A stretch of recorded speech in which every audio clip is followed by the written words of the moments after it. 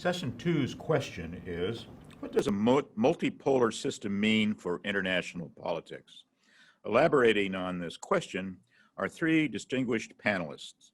First is JSAO's own Dr. Chris Marsh, who is the director for the Center of Strategic Research at JSAO and the director of this forum and future GPC programming. Chris will be followed by Dr. Don Murphy, who is Assistant Professor of International Security Studies at the U.S. Air War College. Kelly Hicks is the last presenter on this panel. Kelly is a retired Special Forces officer and former U.S. Army attaché in Hong Kong with more than 2 decades of experience in China. Dr. Marsh, will you lead it off, please? Sir, the floor is yours. Okay, I'll be speaking about multipolarity and how that relates to great power competition in Russia and China in particular. As articulated in the National Security Strategy and the National Defense Strategy, both China and Russia are revisionist powers with global ambitions. One thing that makes them both revisionist is their desires to reorder the international system from a U.S. hegemonic system to a multipolar system. Of course, it is already a multipolar system insofar as China and Russia are near peer competitors, but the U.S. is at the same time still the global hegemon. This fact raises the consternation of Russia and China as they seek to remove the U.S. from such a position. In fact, Putin made this very clear in his 2007 Munich Security Conference speech, where he asked the world, who likes this system? Who likes this arrangement? While the Chinese Communist Party leadership refers to the situation as one of U.S. hegemonism, a term they use with a very negative connotation. While a multipolar world order can be quite stable, it's the transition from one world order to another that becomes inherently risky. Graham Allison has written about this as the Thucydides trap in his book Destined for War. Essentially, Allison warns us about the dangers inherent in power transitions from one hegemonic power is replaced by another, and the possibility that both powers will go to war, one to remain the hegemon and the other to move into the position of hegemon.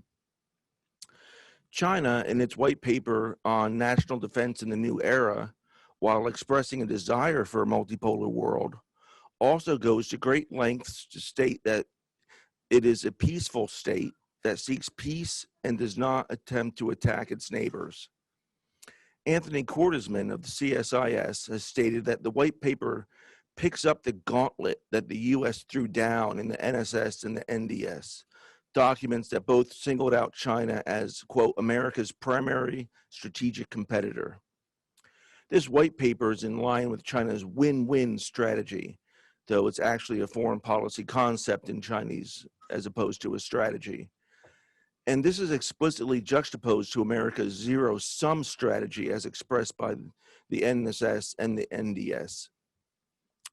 China's challenge is not to frighten its neighbors and to unsettle the global order too much, though its actions in the South China Sea certainly are destabilizing.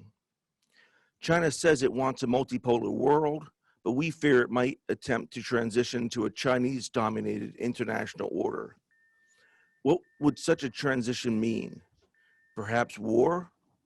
What would be the norms of such an order? Would Bretton Woods be thrown out the window and there'd be a new economic structure undergirding the international system? How about legally? How about politically? These are questions that remain for us to be seen. Russia is also a revisionist state, though it is not in a position to displace the U.S. as a global hegemon.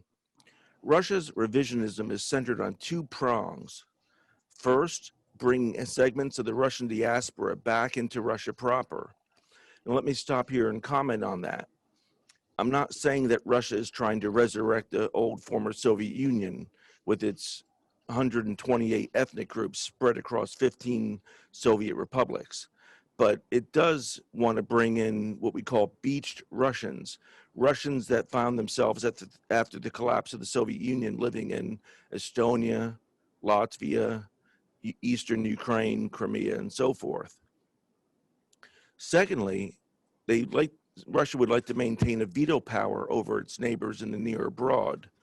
And the near abroad is a concept which is really a modern day equivalent to the Cold War era spheres of influence. Russia's relevance for GPC comes from its nuclear arsenal, its energy resources, which Dr. Gvozdev articulated quite well in the previous session, and its proclivity to engage in competition below the level of armed conflict, whether under the guise of gray zone conflicts, hybrid warfare, or even the misnomer of the Gerasimov Doctrine. Russia's real source of relevance, however, comes from its strategic partnership with China. Together, both states seek multipolarity and are joining forces for a variety of reasons, not the least of which is their mutual desire to see the U.S. removed as the global hegemon. Thank you, Dr. Brigadier General Howard. It's back to you. Thank you, Chris. Our next presenter will be Dr. Murphy. Dr. Murphy, your comments, please. So good morning. My comments today will focus on the second question of the panel, which was how are Global South powers potentially shifting strategic relations? The focus of my comments today are primarily on China's relations with the Middle East, as well as Africa, but there is applicability to these findings to the broader approach of China to the Global South. I'll first speak about China's interests in these regions. Next, I'll give you an introduction to two mechanisms that China uses to manage its relations with these regions, as well as much of the rest of the Global South. Their cooperation forums and special envoys. Next, I'll make some comments about how China portrays itself as a great power in this region, in these two regions, and how that portrayal is potentially perceived by the Global South. So first, I should note for you that as many of you know, during the Mao era, China had very different interests and behavior in the Global South and in particular in the Middle East and Africa. They were supporting national liberation movements and they were promoting communist or national liberation ideology globally. China now has a very different set of interests. And again, this is about Middle East and Africa, but you can think about these more broadly in the Global South. And many of these interests overlap with the interests of countries in the Global South. So think about that as I go through the list.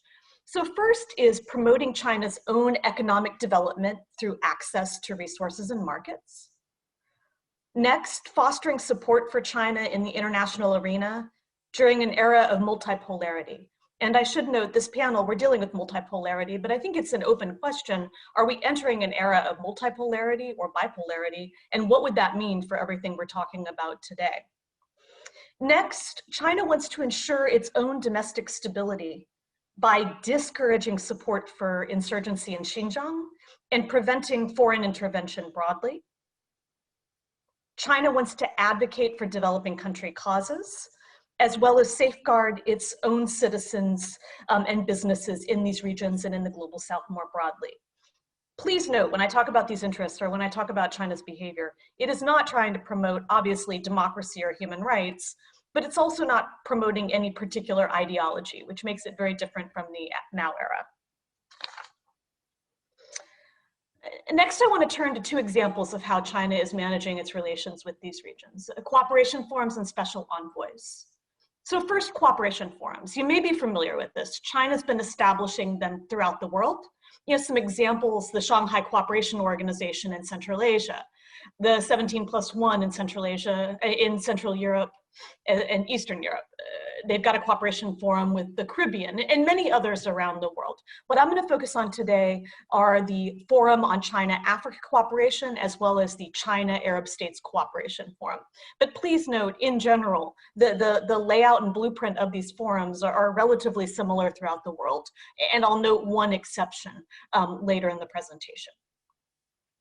So when you think about them in their entirety, these cooperation forums actually govern China's relations with much of the Global South. So the Forum on China-Africa Cooperation, which I'll refer to as FOCAC, was established in 2000 and includes every country in the continent of Africa except for Eswatini, because Eswatini continues to recognize Taiwan rather than the PRC. The other cooperation forum is the China-Arab States Cooperation Forum. It was established in 2004. and its members are all of the League of Arab States. So there is overlap between these two cooperation forums, and you see that globally as well. So for example, North Africa is part of both of these. These forums are the primary multilateral coordination mechanisms that China uses to facilitate all of its functional area relations with these regions. So economic, political, security, health, education, environment. Think about any type of relation that two countries could have. It pretty much falls under these cooperation forums. In the political realm, the normative basis of these forums are the 5 principles of peaceful coexistence and South-South cooperation. So for those of you who aren't familiar, the 5 principles of peaceful coexistence are mutual respect for territorial integrity and sovereignty, mutual non-aggression, mutual non-interference in the internal affairs of other countries, equal and mutual benefit, and peaceful coexistence. In the cooperation forums, the China-Arab States Cooperation Forum, one major area of political cooperation is supporting Arab causes broadly defined. And I won't go into a lot of detail on this. Many of these tools I'm talking about at a high level, but I think the best way to think about this is wanting to contribute to resolution of the Arab-Israeli conflict and wanting to stand up for sovereignty and especially against foreign intervention in the Middle East more broadly. In the Arab States Cooperation Forum, China also, as I've said before, has an interest in soliciting support or at least silence regarding its behavior in Xinjiang towards its Muslim population. On the Africa side and in the Middle East as well, China definitely promotes South-South cooperation. And what this tends to mean is increasing the role of developing countries in the international system. In the economic realm, the norms that these cooperation forums focus on are a strong role for the state in economic relations, and that's in contrast with promotion of free markets and limited state intervention in the liberal order. And some examples of the tools that many of you are probably familiar with that China uses would be free trade agreements, special economic zones, agricultural demonstration centers, a wide range of financing mechanisms for various levels of economic interaction. Next, in the realm of foreign aid, the norms that govern that in these cooperation forums are a lack of political conditions. So I think the best way to look at this is China provides aid to all low-income countries in these regions, regardless of regime type. And there's a wide range of aid that they provide. You hear a lot about concessional loans, and other financing of that sort, but there's also a lot of activity in the areas of education, health, providing scholarships, and a very broad range of other initiatives. In the security realm, this is a bit different. If you think about economic and political and foreign aid, these are very robust mechanisms, and that's most of China's focus in these regions. The security cooperation is minimal. It tends to emphasize multilateral mechanisms and using existing mechanisms, whether it's the United Nations peacekeeping operations, or others. I should note here also that China does not have alliances in the way that the US does. I think many of you are familiar with this, but it is not useful to think about any of these cooperation forums or the security aspects as any sort of military alliance. The one exception in the security realm would be the Shanghai Cooperation Organization. That's the only one of the cooperation forums that has more of a security focus, but that tends to deal with more cooperation between China and Russia and dealing with cross-border terrorism in Central Asia more broadly. But these cooperation forums on Africa and on the Arab states, as well as most of China's cooperation forums broadly, really don't do a lot in the security realm. And finally, Belt and Road, many of you are familiar with this. Do keep in mind these cooperation forums fall under Belt and Road broadly. And I really do encourage you to think about Belt and Road as an initiative that China is promoting to facilitate connectivity in all ways, whether it's political or economic, across functional areas and with the entire global South, as well as the rest of the world broadly defined. Next, I'll move to China's special envoys. So like the cooperation forums, China is setting up special envoys around the world. Some examples would be for Korea, for Afghanistan, to deal with Myanmar, issues, etc. The ones that I'm going to talk about today are the special envoy for Middle East issues, special envoy for Africa, and special envoy for Syria. So first, it's important to note that for all of these cooperation forums, the purpose is for China to contribute to resolving threats to international peace and security, to maintain stability in these regions, and to protect China's interests. China established the Special Envoy for Middle East issues in 2002, and its primary purpose is to contribute to the Middle East peace process. China does have balanced relations with all of the various actors in this conflict, but it is important to note that during the Mao era, China had a very strong support for Palestine, and in many ways is perceived, despite its balanced approach, as leaning towards the Palestinian side of that conflict. The role of this envoy is to encourage all parties to negotiate, to use multilateral mechanisms, and China portrays itself as a balanced actor and as a liaison. It's not trying to create its own plan for Middle East peace. It's just trying to get the parties together to negotiate. The next special envoy is for Africa. It was established in 2007. Originally, it was meant to deal with Darfur. Later, it expanded to include South Sudan. It encourages the use of multilateral mechanisms through the UN, the EU, the African Union. And again, through this envoy, China works with all actors and tries to portray itself as a balanced actor. Finally, there's a special envoy for Syria that China established in 2016. There's many reasons why China formed this envoy. One is the concern about the conflict in Syria and the threat of that conflict to regional peace. China also is very worried about a group called TIP, which is the Turkestan Islamic Party within Syria, that they worry that that group will provide material support for insurgency activity in Xinjiang. And China also wants to protect its citizens and businesses in Syria. In this envoy, it encourages, again, the use of multilateral mechanisms, whether it's the Geneva process, Astana, Vienna, and it meets with all parties, Russia, Iran, Hezbollah, opposition groups within Syria, the Syrian government, etc. So for these envoys overall, China tries to portray itself and to act as a balanced actor, to meet with all parties, to encourage multilateralism, and again, to try to reinforce the 5 principles of peaceful coexistence. So far I've talked about China's interests, cooperation forums, and special envoys. What I want to do now is just to say a few words about how China portrays itself as a great power in the Middle East and Africa, as well as the rest of the global South. And you already heard about a lot of the details of this, but essentially China wants to be seen as a defender of sovereignty, especially through the 5 principles of peaceful coexistence, a champion of development and South-South cooperation, a promoter of connectivity. It encourages the use of multilateral mechanisms to resolve threats to peace and security. It tries to act as and portray itself as a balanced actor, willing to work with all parties.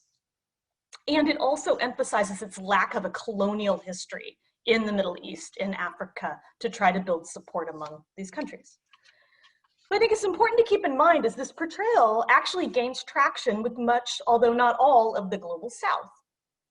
Because there's many reasons why this could be the case, but one is political systems of countries throughout the global South. Another is their own desire for economic growth, them wanting to have more of a voice in the international system, as well as their own history of experience with the West broadly defined. China's normative stance of the 5 principles of peaceful coexistence and emphasis on economic over political issues aligns very much with the values of many states in these regions, as well as regional organizations in the global South, such as the League of Arab States, the Gulf Cooperation Council, or the African Union. So in conclusion, I've talked today about China's interests in the Middle East and Africa, cooperation forums and special envoys, 2 examples of how they manage their relations with these regions. I've said a few words about how China portrays itself as a great power and how that potentially is received. And so please think about this both as a presentation about Africa and the Middle East, but more broadly about how there may be some realignments occurring in the global South overall. Thank you very much for your time, and I look forward to your questions. Thank you, Dr. Murphy. A lot of information in a very short period of time. Our next presenter is Mr. Kelly Hicks. Kelly, you're on. Thank you, General Howard and Dr. Wilson. It's an honor to be a part of this forum. We are in day one of post-election 2020, an election that will either keep us on a path of America First policy prescriptions or on a potential re-engagement of policies and partnerships harkening back to the Obama and previous administrations. Through this lens, I will briefly discuss and describe One Belt, One Road, or the Belt and Road Initiative, how it is used by China within the great power competition as a lever into multipolar engagement. I will first highlight some of the successes and failures of the Belt and Road, and then discuss some main threats that we have seen arise, many of which emanate from the commercial side. Finally, I will discuss some potential solutions to address these compound security threats. The Belt and Road opened 7 years ago with much fanfare. China's aim was, their strategic aim was to link China with Asia, Europe, Africa, and Latin America, particularly the global south, as we've heard mentioned. The nearly $1 trillion of investment dollars by the world's second economy meant to diminish Asia's infrastructure problems, take a greater role in international affairs, and prospectively create a multipolar global power structure. The program was welcomed with open arms by many countries in all regions. There were attractive aspects for countries who otherwise would never have had the ability to secure a loan of the magnitude being offered, nor had any real hope of jobs and infrastructure creation in their underdeveloped regions of their countries. It was a vast undertaking with promise for the future. However, becoming a part of the initiative meant that countries might forfeit rights to their own mineral resources, ports, and other related issues if their contracts were not carefully scrutinized in advance or carefully explained in advance, whatever the case might have been. It became obvious that when the countries could not repay loans to China according to the terms, or wanted to restructure the loans after discovering how much burden was placed on their fragile economies, they would have to give something up in return. Hence, the debt trap nature of the initiative was brought to light. Moreover, in the underdeveloped regions within countries themselves, they posed problems of ethnic strife, destruction of world habitat sites, and other complex challenges to local governments.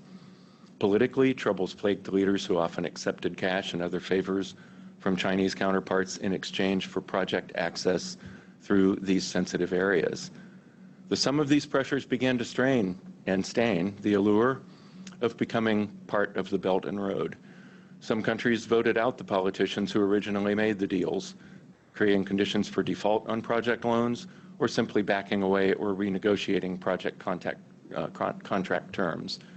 Default on loans gave China hard assets instead in exchange, but began to put pressure on the amount of investment cash that China could devote to keep pace with their Belt and Road growth plans. The Belt and Road took an enormous unforeseen hit during the COVID-19 pandemic, with a magnification of the above impacts, forcing China to take a new approach, enhancing their technology Belt and Road component of the Belt and Road, and moreover, creating a medical Belt and Road, whereby they supplied PPE to many needful countries and creating alternative advantages, cash advantages to themselves. So what are the inherent threats to United States interests, especially in the context of our backyard? The Belt and Road has provided China a doorway, a large doorway, through which they are implementing coercive measures to transform the nature of some governments. And they do this by, for example, demanding favorable coverage in local media of their initiatives and of activities in their country, swaying public opinion to promote an anti-US, pro-China political environment. This gives China key advantages, for example, when they are leveraging against strategic interest areas such as Taiwan and the South China Sea, et cetera, when they're getting a favorable viewpoint of these types of things from some of these countries they're engaging in with the Belt and Road. It also helps China to gain exclusivity. This is important in their network expansion, including 5G, where practicable. They've had some setbacks in deployment of 5G, but through some of these global South nations who need the income and infrastructure, it creates the ability for China to deploy 5G, and thereby they can help these countries and teach them to monitor and control their descent internally. This is a threat that's been coming up in the last few years that the US needs to be cognizant of. It also enables China to dominate the highly competitive 5G network itself throughout these spaces where they can. It gives them visibility into, by doing this with 5G, it gives them visibility into nations, financial systems, political organizations, and political decision-making. Also, it's given China the ability to add a military presence where possible and where needed, in their view, to protect ports and other infrastructure items that they've come into possession of or built. It's helped them build a presence and dominate the multipolar space politically, economically, and militarily, therefore, which is a growing threat. So what can and must the U.S. do in the context of compound security threats? These are some of my very high-level thoughts based on the current, again, the America First policy prescription, which some might also refer to as a unilateral approach. I would say that the U.S. should continue to build on the use of multiple levers of national power, as has been done in the last few years, such as diplomatic and economic measures as the lead, removing the financial underpinnings of power of the competitors, including rebalancing of global trade agreements that allow better controls against unfair practices by China and Russia where it matters, and carry out actual penalties where they are needed, actual penalization of financial fraud and other activities. Continued leverage down the national level against financial crime and fraud, tech theft, trafficking, and I want to say trafficking in humans, fentanyl, rare earth materials, and conflict materials, which is something that China does as a matter of routine in major financial and industrial transactions anywhere in the world. They engage in that type of activity. Also rampant sanctions evasions by China, and in many cases Russia. And in the example of Iran, in terms of a sub-regional power or disruptor, the focused use of these levers on a regional actor, on Iran, helped isolate their leadership and reduce their regional and global disruptiveness. This latter may well have led to, may well have created the stabilizing conditions that led to several normalizations between Israel and Arab states. Further, implement financial penalties for contributing to environmental degradation, such as dumping in the oceans, which China engages in, air quality controls violations, where they've been in violation of the Paris Climate Accords, with tremendous air pollution that impacts themselves and East Asia in a very deep way, to limit to exploit and strengthen our relations with traditional organizations such as ASEAN. Leverage these things. This will ensure we continue using multilateral approaches to problem solving, such as the above, and importantly will help reinvigorate our alliances within which our special operations forces can be effective again. Revival of those is important where they have line fallow.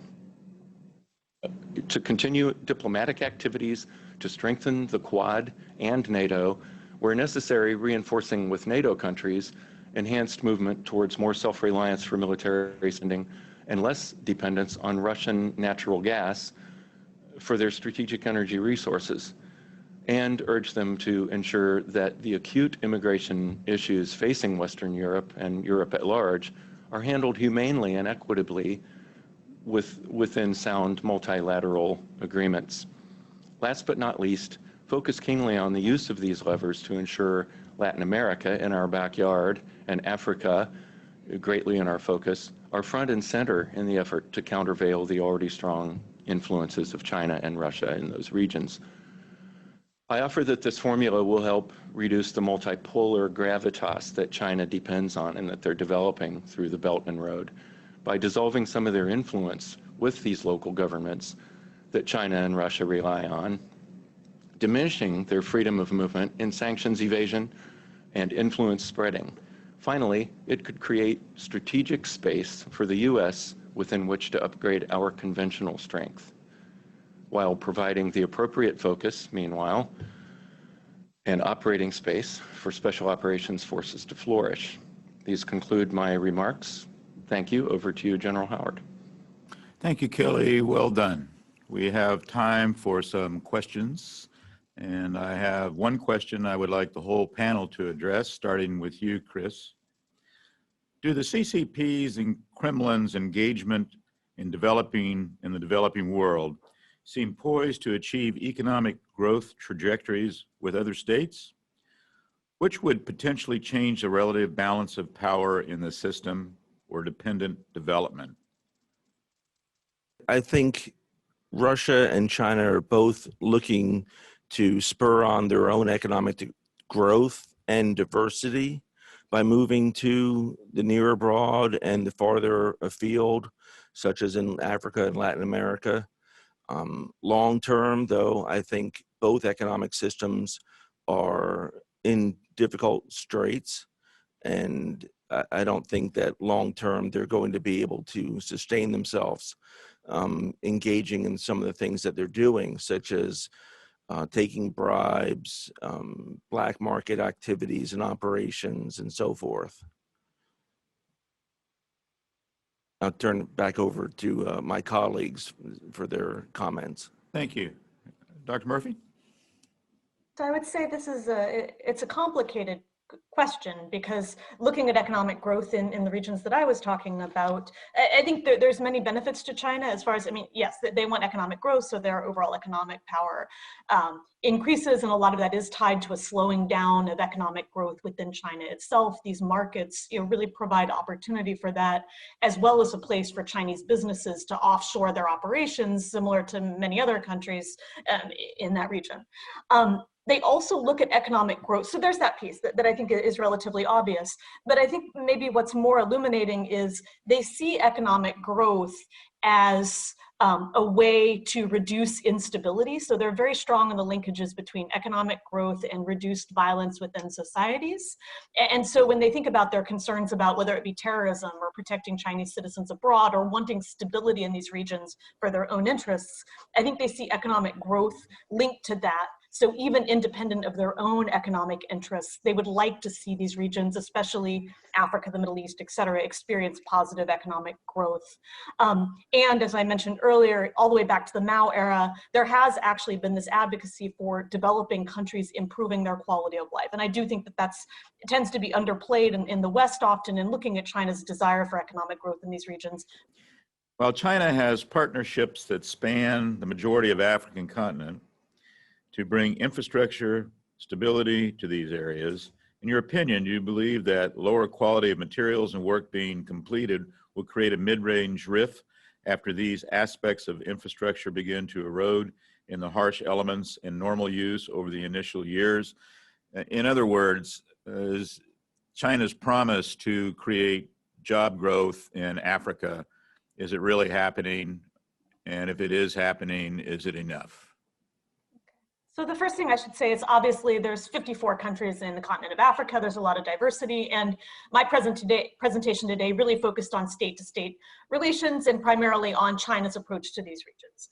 So all that said, the issue of what you just mentioned, the first piece that I did not talk about in my presentation is, although there's not political conditions, there are economic conditions for foreign aid and for much of this economic relationship.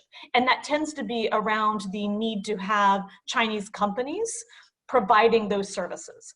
That said, in the vast majority of cases, this is a negotiation between the host government and the Chinese company regarding, is local material going to be used? Is local labor going to be utilized? How much training is there going to be provided for the local population, et cetera? So that drives the cost. So you often have a situation where a country is having to decide, between various bids, all from Chinese companies, but there is a higher cost option that they could utilize that would provide all of those things that would benefit the country very much. But a lot of times for financial reasons, they choose the cheaper option, and then you end up with lower quality supply, lower quality materials being utilized, et cetera.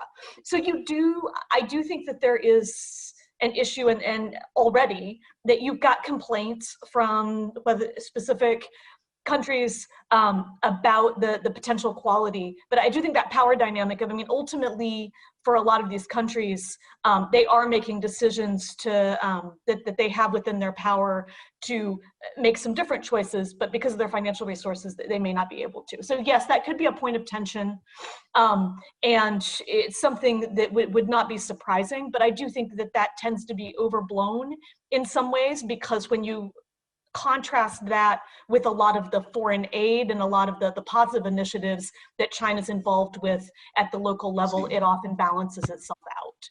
So it could be an issue, but I don't think it's a major issue in corroding the relationship over time, especially because China is over time implementing more corporate social responsibility and other initiatives to try to reduce some of that impact on the lowest income countries. Thank you, Don. Do we have Kelly on now?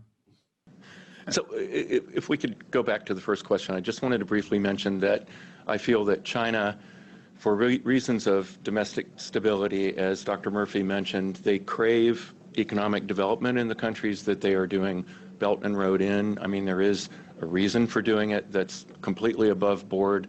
It goes within their plans for dominance by 2049. The Made in China 2025, everything is connected to this in terms of all the technology they deploy, the funds they invest, and so forth. So they definitely crave the stability. I would also say that I think a lot about China's back channel activities, the trafficking and the things that they do, and they do it with great panache. They do it continuously. And that is, I believe, when you think about communist neo-traditionalism, China may be using capitalism as its economic engine, but they, after all, the communist Chinese, the CCP, basically overlaid a lot of old traditional tendencies for connections, guanxi, that kind of thing, to permeate their political environment internally. So that means that there are patron-client ties that need to have their palms greased. There are a lot of interests that money and power in a local sense in China carry great significance toward, especially manufacturing and things like that. So if China, for example, if they're manufacturing, if there's an economic downturn as a result of an impact to Belt and Road, then manufacturing slows, or maybe tariffs have caused this. When the manufacturing slows, and since they're a net export economy, a lot of those relationships suffer within the structures of local party cadre and above, and it results in economic disruption. There's people on the streets because of being out of work, and it's difficult for the CCP to exercise some of these traditional relationships.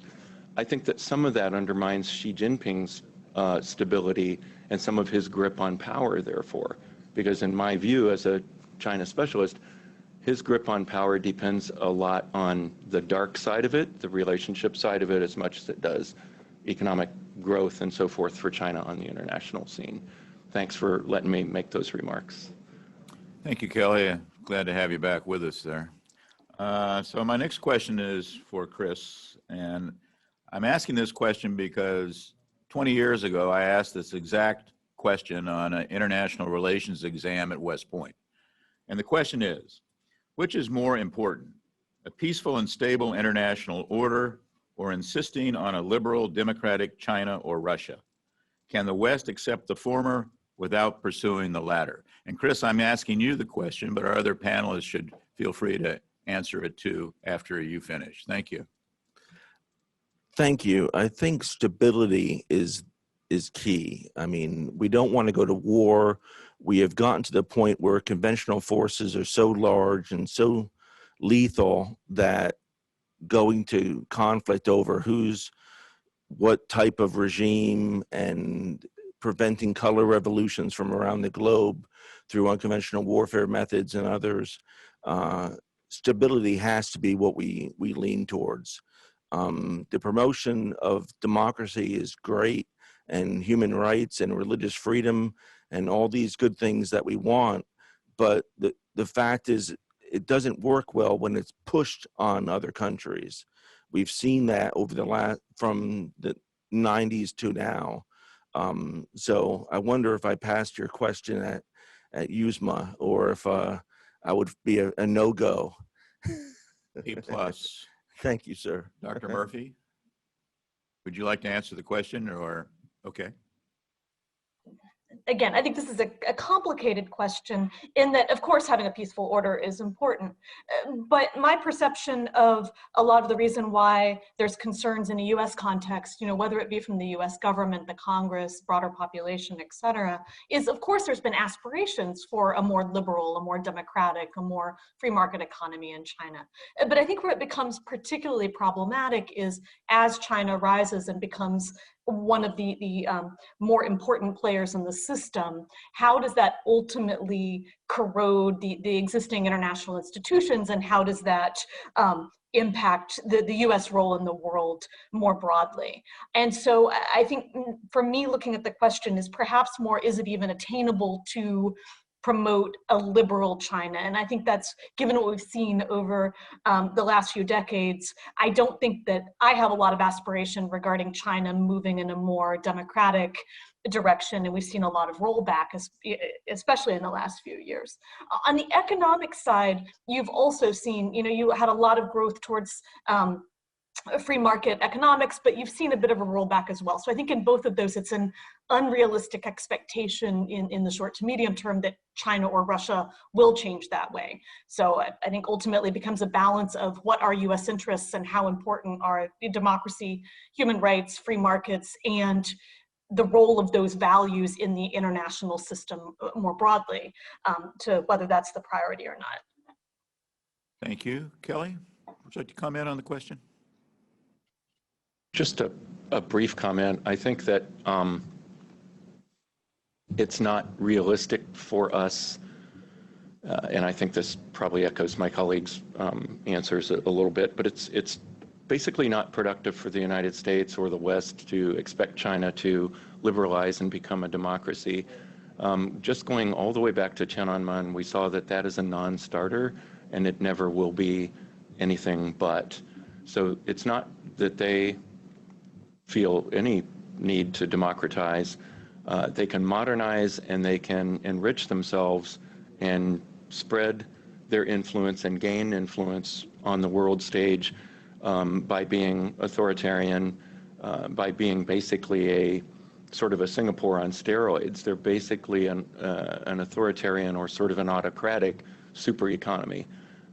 They've obviously used technology theft and transfer of dual use against ITARs and things like that to improve their weapon systems and their lethal capabilities, which gives them even more leverage to do sort of what they want to do, they feel, or at least to empower them to do what they want to do regionally and be the regional superpower.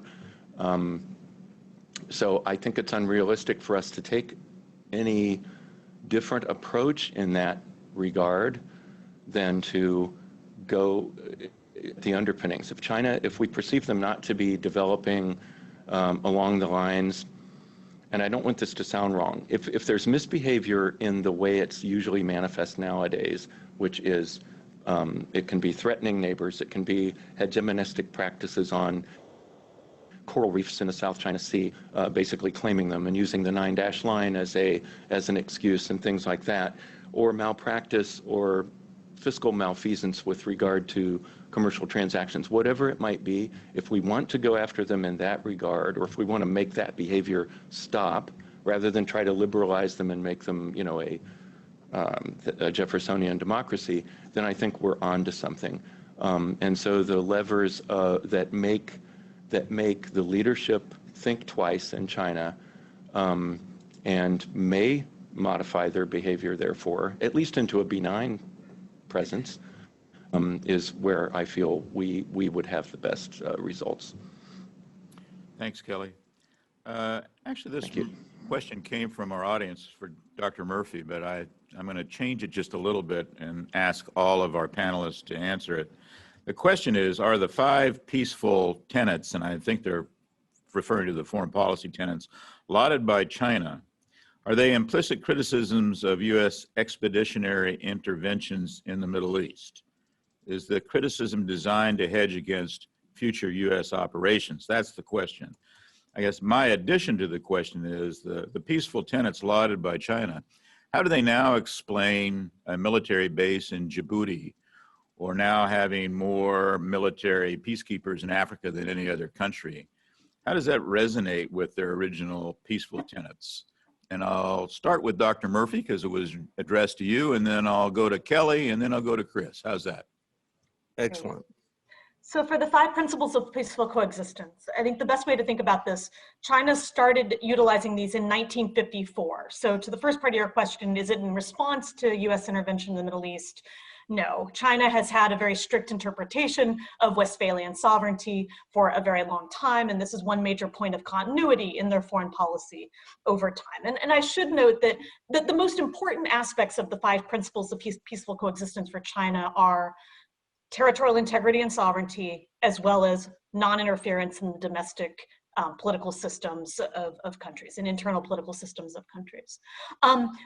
So although it wasn't formed in response to the Middle East, I would say that in recent years, due to some developments within the Middle East, China has doubled down on these, and their adherence and their desire for the 5 principles has become even stronger in a post 2011 Libya intervention environment. It's we could talk for a whole day about this, right? But in simple terms, with the Arab awakening and with Libya, there's been a real hardening of sovereignty concerns, as well as with criticism of China about Xinjiang and some domestic changes. So this has been longstanding. In relation to the question about the military base in Djibouti, so you guys, I think, know this, but the base in Djibouti is China's first overseas base. Before that, they had an explicit no basing policy. Obviously, there's been buildup in the South China Sea that's quite base-like, but Djibouti was the first base that they established, and it was to promote their economic interests, to be able to evacuate out their citizens in a post-Libya environment in particular, where they had a lot of citizens they had to evacuate out and they weren't able to. They also, their rhetoric behind it is that they want to be able to help protect the SLOCs in the region, etc. So that is their only base. So if you look in comparison to the US or other countries, it's a relatively minimal basing presence. In relation to the add-on question about UNPKO, all I would say about that is, at this point in the Middle East and Africa, China's military engagement has not been unilateral. It has been through UN and regional peacekeeping operations. So the way that they would justify it in relation to the 5 principles of peaceful coexistence is we're respecting the sovereignty. UNPKO has to be invited in. You have to have consent of that country in order to participate. So they see this as contributing to global peace and security rather than interfering with it. And the special envoys I talked about as well. I said the base is the 5 principles of peaceful coexistence. So they don't establish an envoy in this way that's in opposition to the member countries or the member actors that are dealing with the issue. So thank you. No, thank you. Excellent answer. Kelly, comments? It's hard to add on to that. I just have one small thing that I like to mention. The 5 principles and other slogans and things that come from the earliest days are being revived recently. Nowadays, I think also, just to add this in, but I think it's another little signal that there's insecurity at the leadership level, especially Xi Jinping. Everything is being sort of brought back out of the dustbins and so forth. And so I agree with Dr. Murphy that you can't put modern day gravitas on that. It doesn't apply to something we've done in the last decade or even 3 decades necessarily, but does apply in a broader sense, as she pointed out. So that was all the comment I wanted to make, though, was that I think it's another signal about the leadership. Thanks. Great, Kelly. Thanks. Chris, comments? I agree with everything said thus far, but I would just add that while the Djibouti base is a naval installation primarily aimed at anti-piracy operations and facilitating those, that the acquisition of aircraft carriers is certainly a different animal altogether, and it shows one of a country that wants to be able to engage militarily across the globe. So I think maybe they're on the cusp of a transition. They haven't gotten there yet with just one naval base, but having floating naval bases is something we need to kind of keep an eye on. Thank you. General Howard, back to you. Thank you. I have one final question that I would like all of you to take on, even though it's, well, it's about both Russia and China. It comes from our audience. How is Russia wielding foreign policy to diversify its economy beyond a dependence on natural resources? And does it see China as an obstacle to this end? It's a very relative and subjective question, but Chris, why don't we go back to you and start with you, and then Dr. Murphy, and then Kelly, and that'll round out our panel. Thank you. Okay, I think that it's not an obstacle because they're not actually engaging in much diversification. They're still focused very much on energy. As Anders Ashlund has put it, the Russian economy floats on oil. The whole country is based on natural gas and oil and mineral resources. And it's not gotten into the production, value added production business within its economy. And therefore, it has collaborative aspects of its economy that work well with China for the time being, especially in the military-industrial complex. But those become complicated as you move on to latest generation technology, which the Russians are fearful of supplying the Chinese with. So even when they do give them the latest fighters, for instance, they're downgraded in terms of their ISR capabilities because the Russians are still a little skeptical of the future ambitions of China. So I'll leave it there and pass it on to my colleagues. Dr. Murphy? So I think that the question actually illuminates an important dynamic in China-Russia relations more broadly, that it is a very asymmetric relationship. So Russia is primarily providing energy products to China. And China, has a much more robust economic portfolio. So I do think, as we're looking going forward in the relationship between those two countries, that's something that potentially creates fear in Russia and also makes Russia a much less relevant economic partner than other countries around the world for China. Thank you. Kelly? I must apologize. I missed the second part of the question because you cut out a little bit. I got the first part, though. If you could repeat the second part, please, General Howard. The second part was, as Russia tries to diversify its income earning potential away from natural gas and oil, will that create an obstacle, whatever they come up with, will that become an obstacle to their relationship with China? I think my questions are on the floor now, and so I hope I remembered that correctly. Well, it made sense to me, so I think it's fine. So I'll take a stab at it. I think that my two colleagues have answered it well. I think there's no magnitude that Russia could approach. If we think back to the relative size of the economies and the complexities that China can offer with economic projects compared to Russia, it's mind-boggling, frankly. And I think that, so to turn that on its head a little bit and thinking about that question, I doubt that unless it was discovery of a new oil field that China felt that it had ownership over or some sovereignty over, that it would matter much what Russia does if they were to embark on something that was actually as lucrative as or as stable an income source as their natural resources that they currently leverage. Thanks. All right, we have 2.5 minutes, and I'm going to ask a question from the last panel that I didn't get to ask, but is relative to this particular panel. NATO has been a successful multilateral organization, treaty organization. I can remember in my youth, we had a CETO, Southeast Asia Treaty Organization, and a CENTO, Central, but we had a lot of TOs back in the 50s. Do you think a like organization, a CETO type organization, would help in the Indo-Pacific when addressing China as a GPC competitor? And that you have 1 minute, 49 seconds to answer. So that gives you each about 35 seconds. Chris, you're first. I think a NATO type organization for the Indo-PACOM region is on the horizon. I think before long, we're going to have something like it either through security cooperation individually with countries or through something multilateral. I'll pass it on. Don? My answer would be no. I think it's unrealistic given the historical issues in the region that we may be talking about more in this forum at other points, but I think it's highly unlikely you would have partners come together in the region, the most important partners, that are currently part of the hub and spoke system, for them to have a more multilateral security cooperation. On one hand, because of that, but also because of their very strong economic and political relations with China as a major regional power. So I think it's highly unlikely you would see that as a successful initiative, whether we want it or not.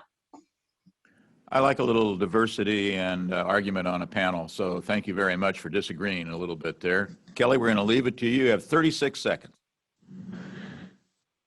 I think the Five Eyes potentially is filling some of that role already. So I'm not sure that, and I think I agree with both my colleagues and especially Dr. Murphy, I'm not sure that a new organization is necessary.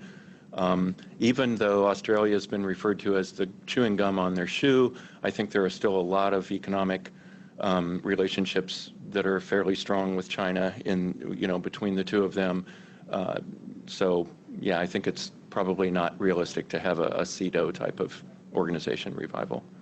Thanks to all of our panelists for what I consider a great second session.